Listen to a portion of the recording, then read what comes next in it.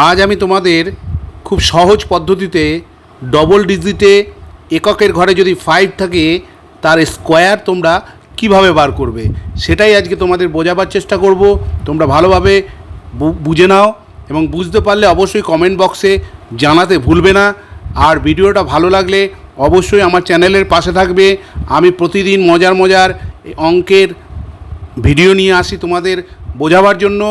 যাই হোক, আজকে দেখো 15 স্কোয়ার আছে। প্রথমে এককের ঘরে সব ঘরে দেখো 5 আছে, আর দশকের ঘরে পরপর 1 2 3 4 5 6 7 8 9 আছে। দেখো 15 স্কোয়ারে হচ্ছে 5 হচ্ছে 25, আর 1 আছে দশকের ঘরে, তার পরের সংখ্যা হচ্ছে 2।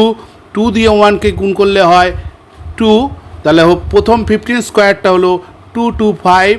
তেমনিভাবে 25 স্কোয়ারে দেখো এককের ঘরে আছে 5, তাহলে 5-এর স্কোয়ার হচ্ছে 25, তাহলে 2 এর পরের সংখ্যা কি 3, তাহলে 3 2 যা কত হচ্ছে 6, তাহলে 25-এর স্কোয়ার হচ্ছে 625, 625।